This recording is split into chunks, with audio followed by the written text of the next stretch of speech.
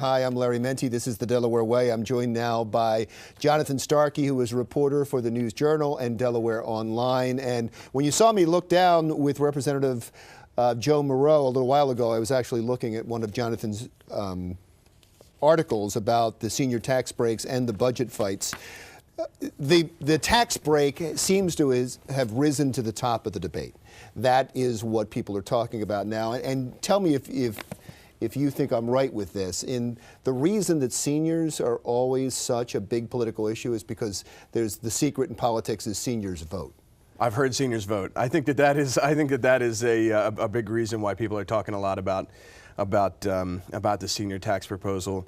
But also, anytime I think you propose in any roundabout way to raise taxes, people get their eyebrows up, and especially lawmakers this early in the year when they know that there will be other revenue projections and they know there's other money floating around. I think that they're less than willing to talk about raising taxes on seniors. But I just wanted to let the viewers know that one of the reasons that you always hear about seniors issues is because seniors, by something like 80%, show up at the polls. Yes, and seniors are reliable voters. So yes, anytime you do something that might work seniors up, I think that's likely to also work elected officials up. So let's back up to the point that you were just making a moment ago, and that is the amount of money that's available in the state.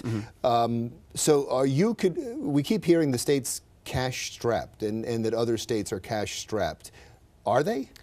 I'm not sure that it would be accurate to describe Delaware as cash strapped at this moment. And there's about $61 million in financial settlement money. This is housing crisis related settlements with Bank of America, Citigroup, and S&P that's floating around. The Attorney General, Matt Denn, has some proposals on how to spend some of that money, but a lot of it will be available for budgeting later in the year if lawmakers so choose. There's also 4 more revenue projections later in the year. So I think this early in the year, lawmakers debate proposals and they wonder where money's going to come from. With all that money, is there a surplus? I think that you could argue that there's a surplus in the state. Yeah, I mean, if you look at just the S&P money, just money secured in a settlement with S&P, that's essentially no one has any proposals on the table of how to spend it. That's $25 million. The senior tax proposal is designed to save $12.6 million. So you could argue it would cover that $12.6 million and then some. I think what you'd be leaving out if you say the state has a surplus, which arguably it does have an operational surplus, but the budget also relies on $40 million in money that's designed to go into the Transportation Trust Fund to pay for roadway projects, and there's only $10 million going to an economic development fund that has traditionally been pretty well funded, even at 3 times that in Markell administration. So in that sense, they are strapped in the way that they want to fund things, but there's money available. I mean, they're not broke. The reason I brought up that seniors vote at the very beginning is because I think that's the foundation of everything that is happening with this debate. And the fact that the governor's not running for re-election, he doesn't need that vote. Does this have any chance of passing, considering the people that have to approve it and vote for it do have to run for re-election? I think it would have a greater chance of passing if they really needed $12.6 million. I'm not sure that there's reliable evidence that they need all that money. So I think what might have a chance of passing is a means test. I think you talked with the representative about this. But he says that money's insignificant at that point. It may be, right. And they may do that as a first step to save some money in the long term. I think the way to think about the senior tax is the property tax subsidy is one part of tax breaks that have been passed by lawmakers going back a few decades, specifically for seniors. So they include Social Security exclusions on Social Security income, other retirement income.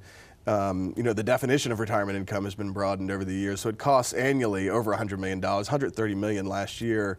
So the question is, if you don't address it this year, can you cover the costs in the out years? And the financial settlement money, which arguably leads to a surplus this year, is one-time money, so that won't be around next year.